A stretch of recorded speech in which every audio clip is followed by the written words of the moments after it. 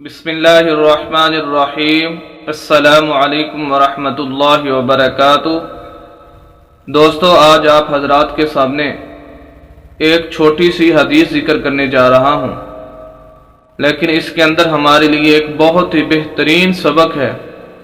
یہ حدیث مبارکہ سن کر آپ خود حیران ہو جائیں گے کہ اتنا چھوٹا سا کام، جس کا گناہ، جس کا وبال اتنا بڑا ہوا ہے، اور تقریباً اس کے اندر ہم اکثر مسلمان ملوث ہیں۔ وہ حدیث مبارکہ یہ ہے، حضرت ابو سعید خدری رضی اللہ تعالیٰ عنہ فرماتے ہیں کہ ہم صحابہ کرام رضی اللہ تعالیٰ عنہ اجمعین ایک مرتبہ سب اکٹھے بیٹھے ہوئے تھے اور دجال مسیح کا ذکر کر رہے تھے کہ قرب قیامت دجال آئے گا، اس کے اندر یہ خرابیاں ہوں گی، یہ برے کام ہوں گے، وہ یہ کرے گا۔ یہ تذکرہ ہم کر رہے تھے۔ اسی دوران نبی اکرم صلی اللہ علیہ وسلم ہمارے پاس تشریف لائے تو آپ نے پوچھا، کس چیز کا تذکرہ کر رہے ہو؟ ہم نے عرض کی، اللہ کے رسول، دجال کا ذکر کر رہے ہیں۔ آپ صلی اللہ علیہ وسلم نے فرمایا، کیا دجال سے بھی زیادہ سخت چیز میں آپ کو بتاؤں؟ اس سے بڑھ کر ایسا کام بتاؤں جو اس سے بھی زیادہ سخت ہے؟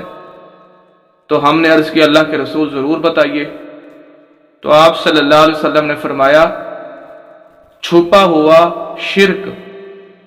مراد یہ ہے کہ کوئی آدمی نماز پڑھ رہا ہو اور دوران نماز اس کو کوئی دیکھنے والا موجود ہو، نماز پڑھنے والا یہ سمجھے کہ فلانا آدمی مجھے دیکھ رہا ہے، اس وجہ سے میں اچھی نماز پڑھوں، خوبصورت نماز پڑھوں، صحیح طرح سے نماز پڑھوں، تاکہ دیکھنے والا مجھے یہ کہے کہ یہ بہت اچھی نماز پڑھتا ہے۔